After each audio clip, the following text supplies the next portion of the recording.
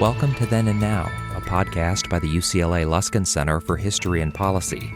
We study change in order to make change, linking knowledge of the past to the quest for a better future. Every other week, we examine the most pressing issues of the day through a historical lens, helping us understand what happened then and what that means for us now. Welcome to Then and Now. I'm David Myers, your host, and I'm pleased to welcome Zev Yaroslavsky, who for 40 years served the city and county of Los Angeles with distinction. Zev Yaroslavsky is a native and lifetime resident of Los Angeles, a UCLA graduate, a near historian, and a public official, first elected to office at the age of 26, who brought deep passion and wide-ranging knowledge to his work as city councilor and county supervisor. Over the course of his career, Zev got to know just about everyone in Los Angeles and engaged just about every major issue and policy decision that the sprawling metropolis faced, from land use to race relations to cultural affairs to homelessness. Since 2015, Zev has been at UCLA, where he teaches in the Luskin Center of Public Affairs and the History Department. He is also a senior fellow of the Luskin Center for History and Policy and co-authored with Caitlin Parker and Alyssa Belenkoff-Katz a pioneering study of the attempt to bring the Olympics to Los Angeles in 1984. He's one of the few people in the public domain who is known by his first name alone, Zev. And now he has published a book called Zev's Los Angeles, From Boyle Heights to the Halls of Power, a political memoir. It is at once a revealing look into the origins and evolution of one of LA's most important political figures over the last half-century, and an illuminating account of the inner workings of governance in Los Angeles. Today's conversation is the first of a two-part series with Zev Yaroslavsky about his book and remarkable career. Welcome to Then and Now, Zev. Good to be with you, David. Thank you very much. Great. Let's jump right in. So it's entitled Zev's Los Angeles. And I wonder at what point in the writing or in the conception of the book did you understand that it was more than just your memoir and also a history of Los Angeles? I wanted it to be that from the beginning. I didn't want this to be, what a great guy Zev is and all the great things Zev did. But to put it in context, somebody who was born in 1990 may not understand why we did certain things in 1978. Why did we exempt new construction of apartment buildings from the rent control law? Why couldn't we rein in Daryl Gates, the chief of police, on some of the things he was doing? Because today, if you landed from Mars, there's a progressive movement. There's a lot of debate and constructive debate in many cases about what to do and how to reform. Why didn't you do it 40 years ago? Were you asleep at the switch? No, it was a different era. When I became a councilman, there were 5 members of the city council who were Republicans, believe it or not, in Los Angeles. And there were 3 Democrats who voted like Republicans. So to get a rent control law out of Los Angeles City Council in those days was improbable at best. And we were able to do it, despite the fact that we had a majority of the council who in their hearts did not believe it was a good idea. So, so contextualizing history, as you know, is very important to understand not just you did X, but you did X in an environment that mattered. Let me give you an example. The bid for the 1984 Olympic Games in Los Angeles was really made in 1978. What else happened in 1978? We were trying to prevent the city from being able to spend money on the games. Montreal had gone almost bankrupt from hosting the 76 games. Why was this even possible, politically possible, in a city that wanted the games, basically? In 1978 was the year Proposition 13 passed, and there was a taxpayer revolt in California, and the ground zero for that was in Los Angeles County. So to understand why Tom Bradley, who wanted the games in the worst possible way and would never in a million years have agreed to a charter amendment that would prevent the city from spending taxpayer dollars in the games, why did he flip? Well, he flipped because he saw the polls and he saw the election results of Proposition 13, which passed by a 2-to-1 margin in LA County. So those are the reasons I wanted to contextualize it.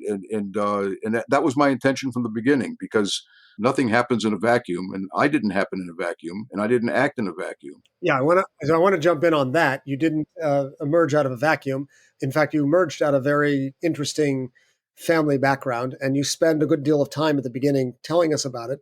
I'm just curious, was this just part of your natural approach as an historically trained writer, or did you want to convey something beyond that about the importance of family in making you who you are?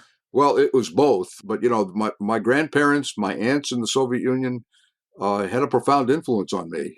My grandfather, who died 8 years before I was born, Soloveitchik, was himself a very consequential person. He was one of the leaders of the labor Zionist movement in Poltava in Ukraine.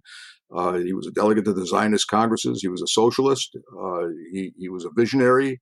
He was part of that great generation that converted Hebrew from a language of scripture to a functional conversational language. I mean, he's just a very interesting cat, and I was fascinated by him. That a guy who, first of all, that he came here, as did my parents came here from the old country, from Ukraine, and then little anecdotes which have had a profound impact on me. When my aunts, my father's two sisters who lived in Kharkiv in Ukraine, when I had my bar mitzvah, we got 200 letters and cards and 24 telegrams from people all over the country and in Israel. Mazel tov on your bar mitzvah. Congratulations on your bar mitzvah. What a wonderful thing to celebrate your bar mitzvah. The telegram from my aunts in Kharkiv was, congratulations on your birthday. So I asked my dad, what's with happy birthday? This is, everybody else is talking bar mitzvah. They're talking happy birthday. And he explained to me, and I was, just short of 13 at the time, that if they had put bar mitzvah in the telegram, first of all, it might not have gotten out of Russia, out of the Soviet Union. And secondly, if it did, they might have been punished for it. Who knows how? A visit from the KGB. Some awareness of that, no doubt, figured in your own decision to become involved in the campaign to free Jews in the Soviet Union. Completely instrumental in that. And that was a deeply formative experience for you as a political actor. So can you tell us about that and what you think you brought from that experience, which occurred while you were a student at UCLA, into your life? It was fundamental to why I got involved in the Soviet Jewry movement and became one of the leaders of the Soviet Jewry movement. It was a time of civil rights movements and anti-war movements. Social activism was the thing, but very few people were taking an interest in that. Why did I take an interest in it? Well, when I went to the Soviet Union in 1968 on my first trip, and that was a personal trip. It was to visit my aunt, and my older aunt Rosa met me in Moscow, and she was my tour guide. She took me to Red Square. In the middle of Red Square, one of the biggest squares in the world, I asked her, what's it like for Jews here in the Soviet Union? And she put her finger to her mouth and she said, shh, the walls have ears. And I'd never heard that phrase before. And I'm asking myself, walls, the walls are 100 yards away from here. How can they have ears? And whether they had ears or not, she thought they did, and that's all that mattered. The oppression, the violation of her civil liberties, of her religious rights, for that matter, prevented her from even having a conversation with me in the middle of Red Square. In fact, the way we communicated, as a lot of people did, Westerners who went to the Soviet Union, is on a magic slate. You would write things on the slate, they'd write the answer, then you'd rip the slate, clean. And when I got back to Los Angeles from my trip in 1968, I said, I'm going to dedicate my time to this cause. And then I formed an organization, the California Students for Soviet Jews, on campus. The great Rabbi Richard Levy, who was married me and Barbara a few years later, did a very courageous thing. He allowed me to use the Hillel office at 900 Hillgard as my address. The Jewish establishment at the time did not agree with my tactics to picket a Soviet cultural visit from the Bolshoi Ballet. This was terrible. We used to call it the Shah Still syndrome, which translates to be quiet and be still. You're going to, it was something that I could not abide, and so we were at odds within the Jewish community. The activists were at odds with the Jewish establishment. And Richard Levy, knowing that his job was at stake by giving me the right to use that address, did it anyway. And which is another story, which a guy that for whom I had the utmost respect to the day he died, and and afterwards. So I organized this group. We coalesced with other students around the country, primarily in California, but ultimately around the country. And it became my passion and really became my vocation. In fact, as a history student, when I was in graduate school, the great professor John Galbraith, the British Empire historian, called me into his office. I had been arrested for disturbing the peace, or not disturbing the peace, as the case really was, at a Soviet event, a Soviet cultural event, and my picture appeared on the page 3 of the Sunday Los Angeles Times, and with my name for everybody to see. And Professor Galbraith called me into his office, and he said, "Mr. Yaroslavsky, when are your academic pursuits going to take as much of your time as your extracurricular activities?" And I said, "I hear you, Professor Galbraith." But that's the moment where I said, academia is not for me. I couldn't see myself sitting in a library reading colonial office minutes for the rest of my life when there was a world out there to save. And then the hardest thing I ever had to do was to tell Galbraith that I was quitting the graduate program. And he said, "I understand, and wished me well." And when I got elected, 3 years hence, he sent me a beautiful note saying, "The British Empire's loss is Los Angeles' gain. I hope Los Angeles is in better shape than the empire is at present." And that note sat on my desk or above my desk for my entire career. What did you learn in that campaign and your activism about possibilities for change, limitations? What did you take from that experience in the campaign to free Soviet Jewry? Because shortly thereafter you enter political life, and I'm wondering, whether Yeah. that was an instructive episode for you about the possibilities. Well, of course it was. And I didn't realize it at the time. But I immersed myself. I'm a believer that you teach somebody how to swim by throwing them in the pool. Of course, you have a lifeguard nearby in case something goes wrong, but you throw them in the pool. I jumped in the pool. I did things that nobody else had done. I mean, there had never been a picket line around a Soviet visitor in Los Angeles until we did it when the Soviet track team came here in 1969 for the U.S.-Soviet track meet. We were implored, we were threatened. Don't do it. You're going to, Jews will go to prison if you picket. I said, really? A sophomore at UCLA pickets a Soviet track team, and Jews in Russia are going to go to Siberia? Give me a break. And we broke the mold in doing that. And but the basically, I would say this: I was very naive. You had to be naive to believe that you could take on one of the two superpowers on the planet over something that nobody thought was probable, that you could change their policy. And we didn't change their policy for many, many years, but we were naive enough and dumb enough to think that we could make a difference, and we did. I got the political bug really earlier in my life, with a lowercase p, the political bug, because at the dinner table, the discussion was not about how the Dodgers are doing. It was about politics. It was about civil rights. It was about Vietnam. This was something that was ingrained in me by my household. And by the way, knowing about my grandfather Soloveitchik and his political activism and fighting the Tsar and all that I learned about him, this was in my DNA. What got me the capital P political bug was the campaign to get legislation passed in Washington, the Jackson-Vanik Amendment, which was, I think, to this day, one of the most important human rights legislations that ever passed the Congress. Jackson, who was a Lutheran senator from Washington, took on the cause of the Soviet Jewry movement.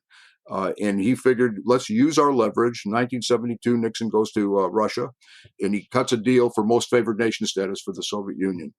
Jackson says, slow down. If you want to do most favored nation status, what are we getting in return? And he put a bill through that unless they, I don't remember exactly what the wording was, but unless there is freer emigration of Jews from the Soviet Union, this doesn't go into effect. And Nixon fought it like the Dickens. One of his major contributors, the head of Pepsi Cola company, which was going to get a monopoly in Russia, in the USSR, was very important to him. And I remember there was a key congressman in North Dakota who was on one of the key committees. And we found a Jewish student in North Dakota, believe it or not. And I contacted him and I said, look, we need your help. Your congressman is key to this. And he says, well, what can I do? I said, put together a letterhead, call it North Dakota Students for Soviet Jews. And I don't know whether it had any impact, but that's the kind of thing we did. I went to Washington many times during that period, lobbying congressmen, actually meeting with congressmen about this bill. And it finally did get signed after Nixon resigned when Gerald Ford was president. And there's a serious debate among scholars about whether the Jackson Amendment helped or hurt. I don't think there's any question that it helped. It may not have helped initially, but it certainly helped over time. Well, it helped refine your political instincts. That's what your involvement in the movement revealed was your capacity to act in ways that the establishment didn't always favor. Yeah, I did not trust the establishment for a couple of reasons, David. As a young person, a post-Holocaust generation, I always was bothered by and wondered what was my parents' generation doing while 6 million Jews were thrown to the gas chambers and the crematoria. I just couldn't understand it. Now, going back to the issue of contextualizing history, it's easy for me to sit here in 1968 and wonder what deterred people from doing something in 1942 when we were at war. But still, Yossi Klein Halevi said in the documentary Refusnik about the Soviet Jewry movement, he said the Soviet Jewry movement gave me an opportunity to retroactively fight the Holocaust. It's hyperbole, but you get the idea. And that's the way I felt about it. You're also a guy with chutzpah, and I want to now sort of move ahead just a step to combining the chutzpah and the political savvy that you accrued in the movement to throw your hat in the ring for a city council seat that was up in 1975, which included as prospective candidates Roz Wyman and Tom Bradley's chosen favorite, Fran Savage. What were you thinking at that moment? As I said, you have to be naive when you're young. Chutzpah. Chutzpah.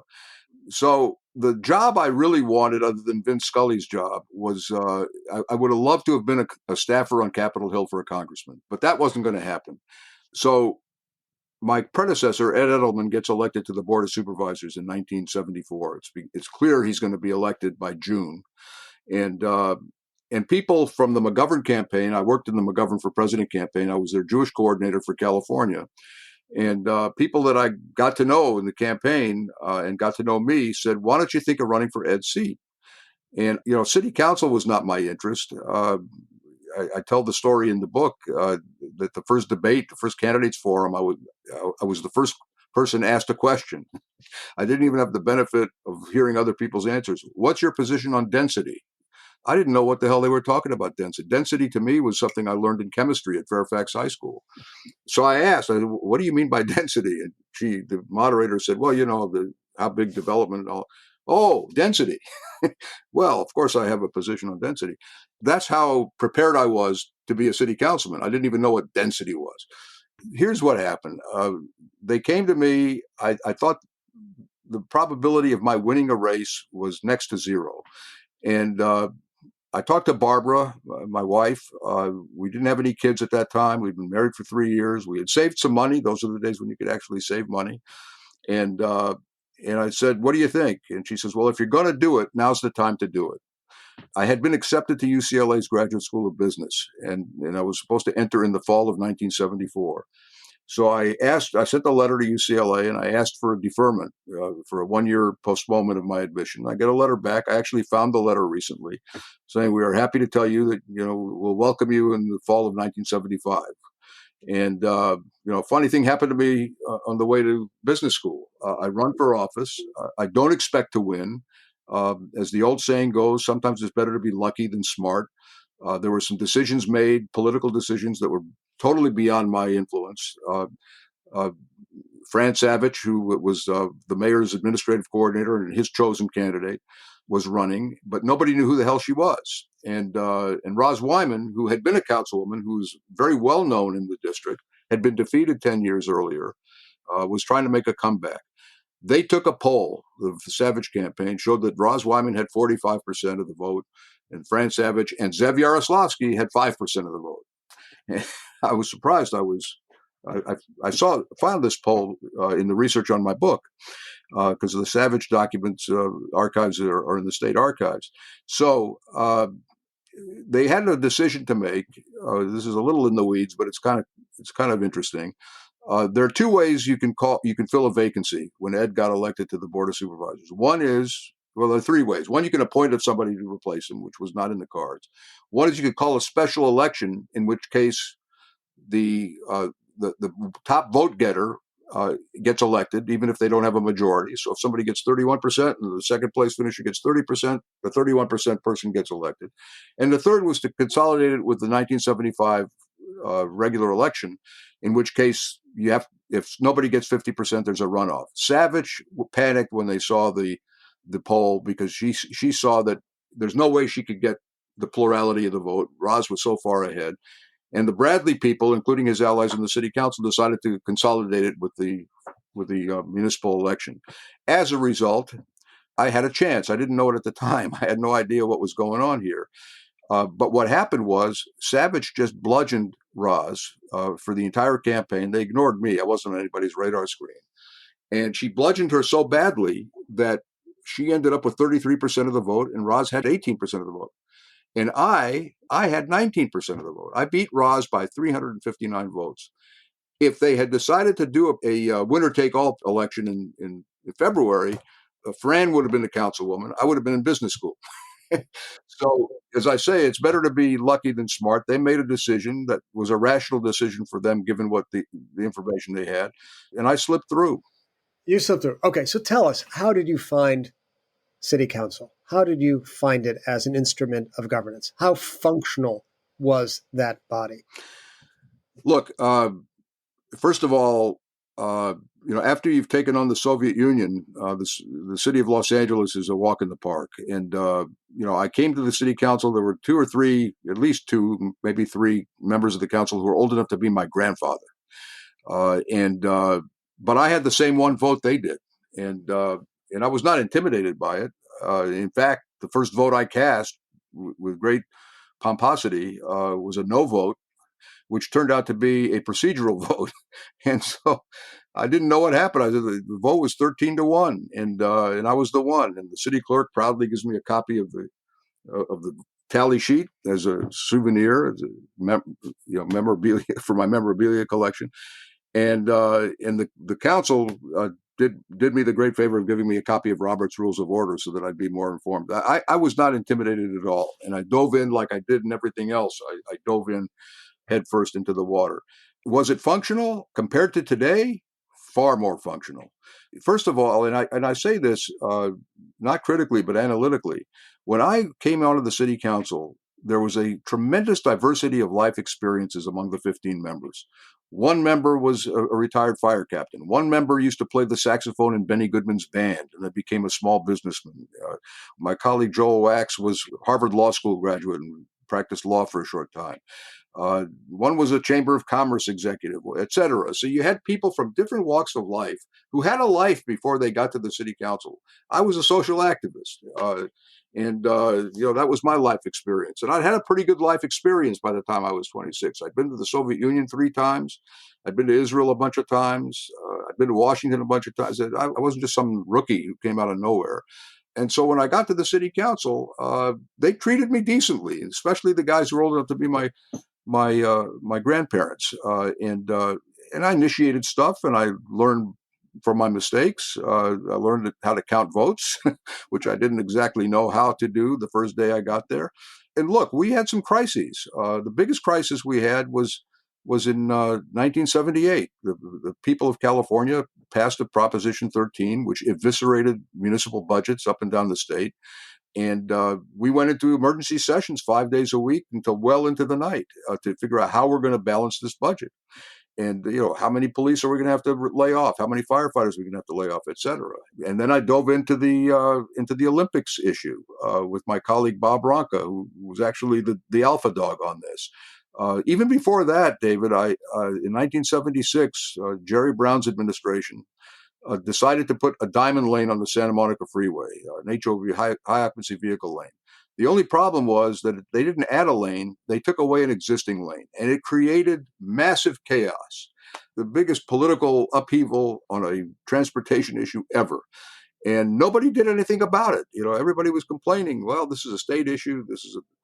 I found a lawyer, a law firm, a conservative, a Republican law firm, because no Democratic law firm wanted to take on Jerry Brown. And I got them to file a lawsuit against the state of California and the United States government. In fact, the case is known as Zev Yaroslavsky versus the United States of America. And our case was they didn't do an environmental impact statement, which was required by law. And that was a pretty open and shut case. And instantly I became this giant killer. So the first few years I was in office were quite eventful, both for me and for the city. And certainly after the Diamond Lane lawsuit, my colleagues took me very seriously. It was the first time I had gone over the heads of elected officials, as I did many times subsequent to that. So I had one foot in the system, because I wanted to be effective.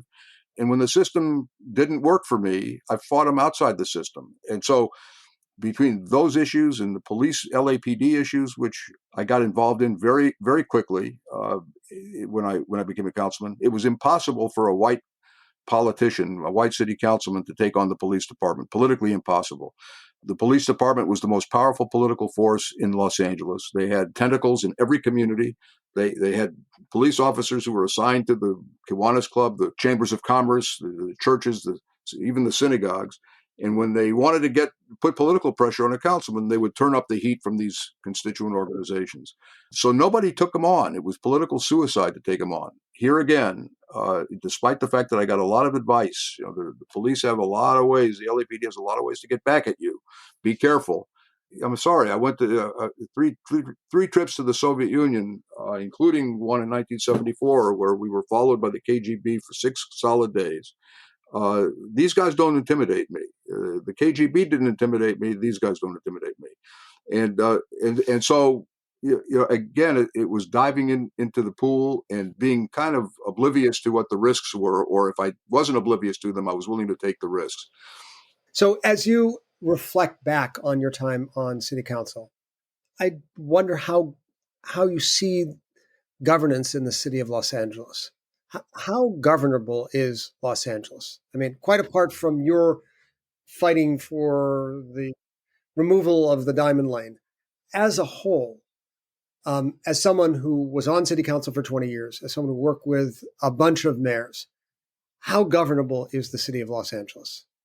Well, the city is governable within the confines of city government and its responsibilities for the most part. I mean, certainly back then, we could talk about homelessness and some of the things that they're not strictly city issues, but to talk about governance in Los Angeles, you can't just focus on the city. You've got to focus on the balkanized governance structure of the region.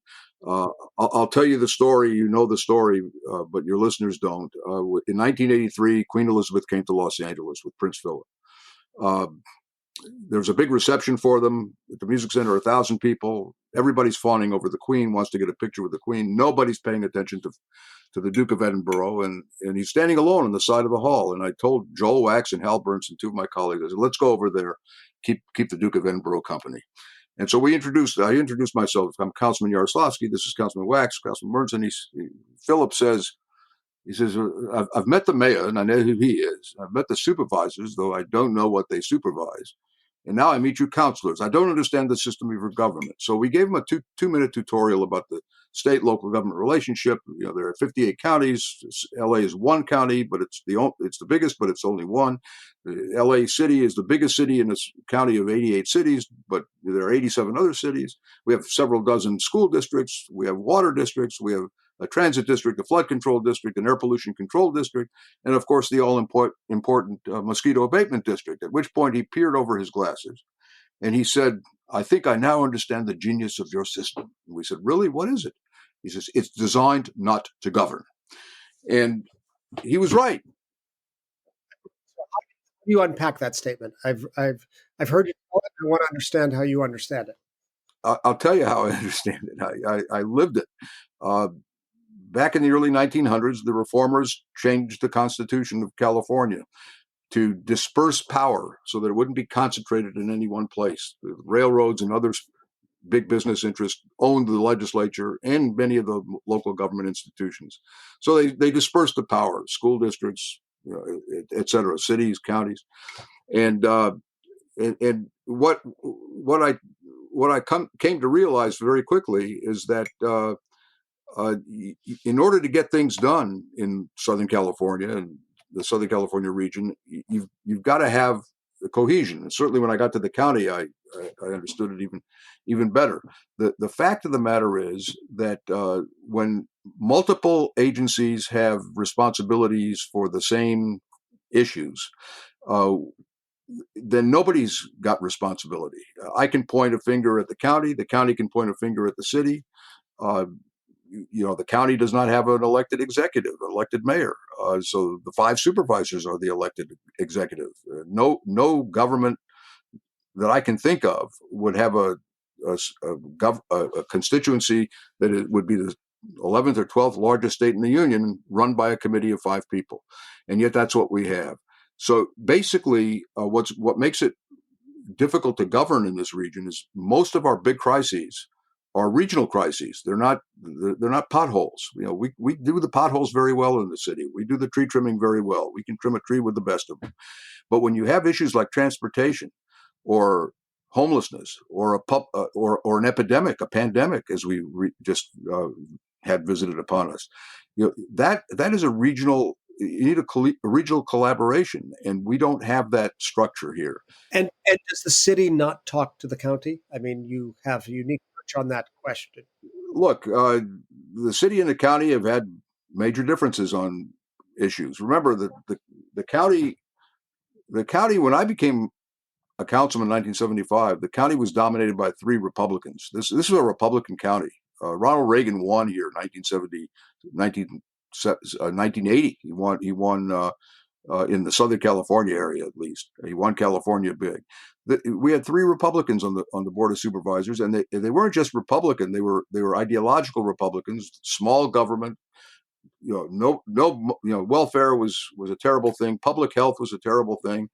They did everything they could to constrain and constrict public expenditures for people who are on the margins of the economy, and so there was tension. And when I was on the council, we sued the county over the lack of human service provision for homeless people. This is long before the explosion of homelessness that we have today.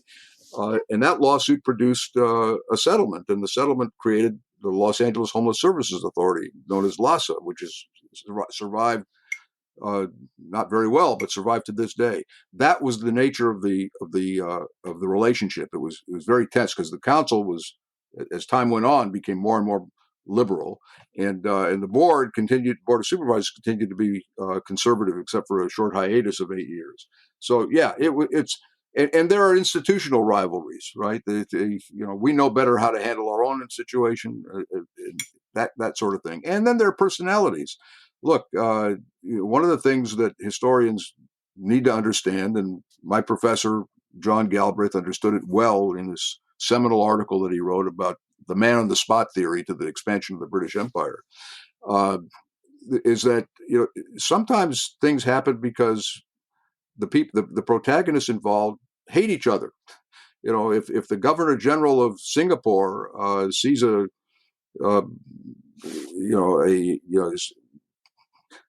is sleeping with the wife of the guy from Malaya, and they hate each other. It could start a small war, a regional war. Certainly in South Africa, that's the way the British expanded. One of the reasons the British expanded was just personal rivalries. And that's a factor in politics wherever you go, and it certainly was a factor even on the city council and on the Board of Supervisors and between the 2 institutions. So, Zev, from your unique perspective, what would be the single most important reform you would propose to address the sort of inefficiencies and lack of communication between these many different sources of authority? Well, in terms of a specific reform, there's no secret that I've long advocated that there should be an elected county executive, an elected county mayor who's elected by all the people of the county, not just by 1/5 of the county. And the ability to get that done is limited because the Board of Supervisors has a stake in the status quo, and creating an elected executive would diminish their influence and their power. However, if you want to, North Carolina, which is comparable to the size of Los Angeles County, would never consider junking its legislature and its governor in favor of a 5-member committee to run the state. And we shouldn't either. There are so many instances where I could tell you Martin Luther King Hospital crisis that we had in 2007 and 8, when we had to shut the hospital down because it was functioning incompetently at great risk to their patients. That could have never happened if there was one person elected by all county voters. Why? Because any county mayor would have been existentially threatened politically if he didn't do something or she didn't do something about it.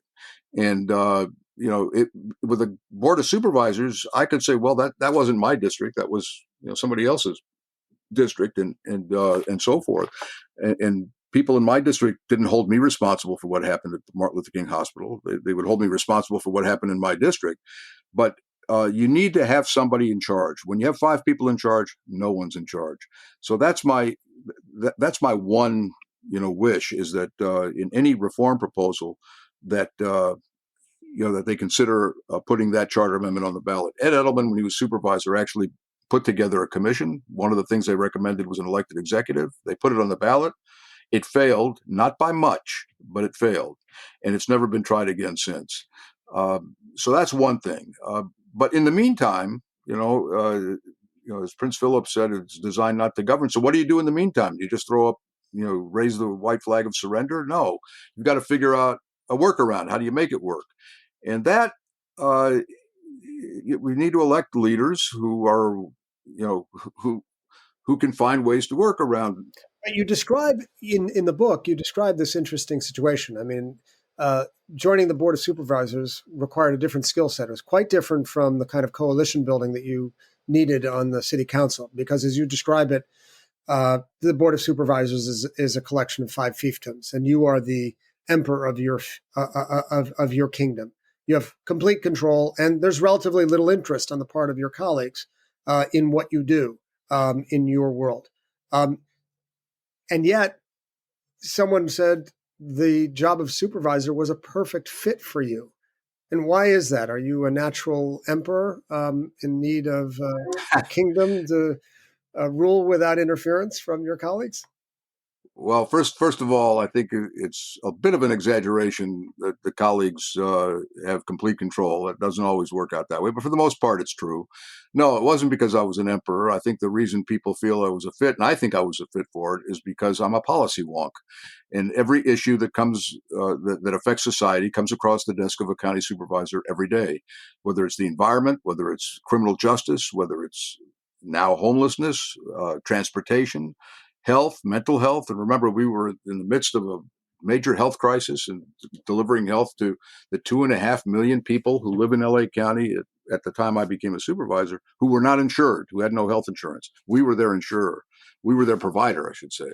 And then we had a near bankruptcy. The month I came into the Board of Supervisors, we were on the verge of bankruptcy because the health department was spending well beyond its means, and we needed a rescue plan.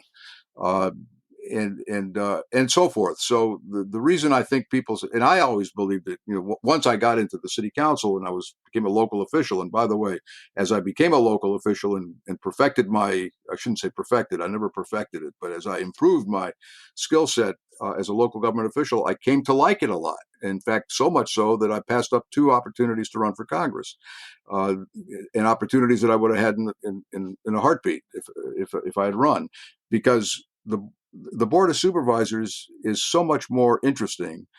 And if you're a policy wonk and you want to implement certain policies, there is no better place than the board because of its structure. You got to get 2 other votes, and usually we are able to do that. It's only in crisis mode where that structure really it creates a problem. But you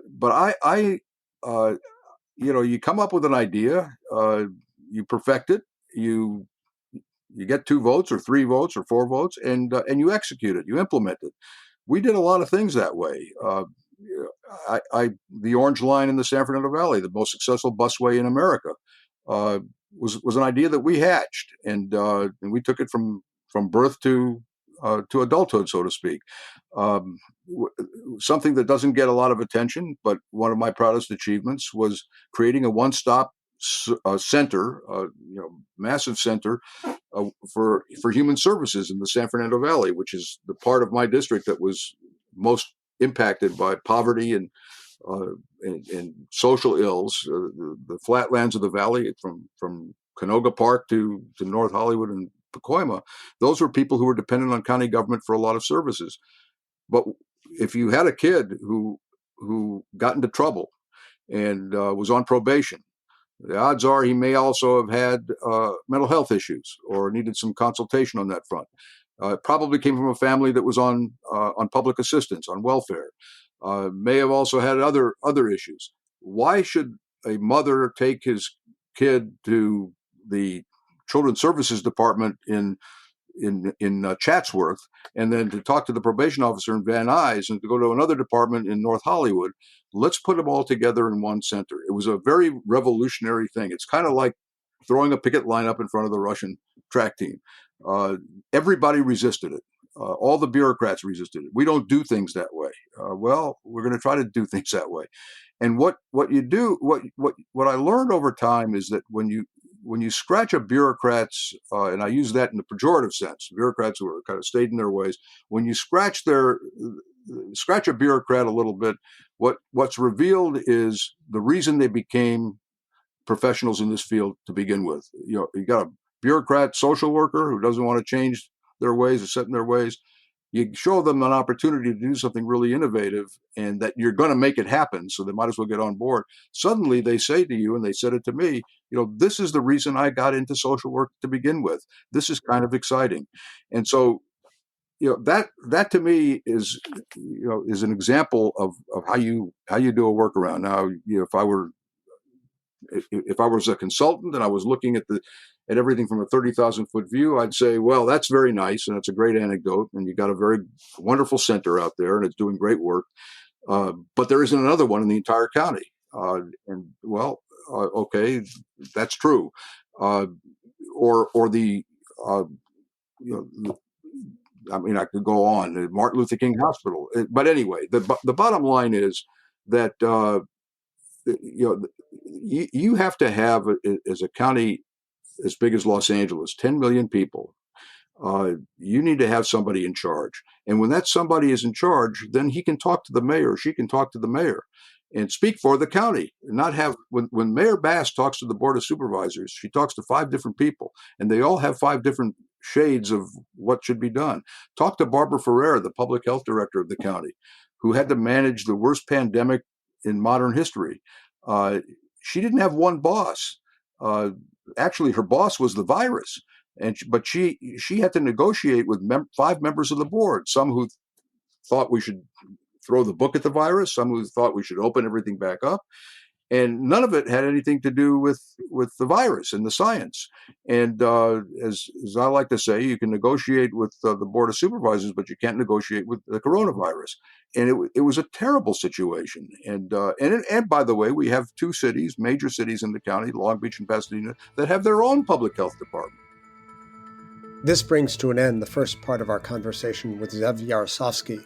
Join us next time for another conversation with Zev on race relations, homelessness, and the values that guided him throughout his career.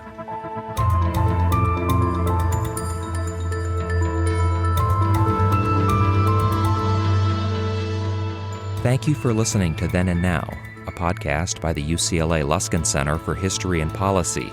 You can learn more about our work or share your thoughts with us at our website, luskincenter.history.ucla.edu. Our show is produced by David Myers and Rosalind Campbell, with original music by Daniel Reichman. Special thanks to the UCLA History Department for its support, and thanks to you for listening.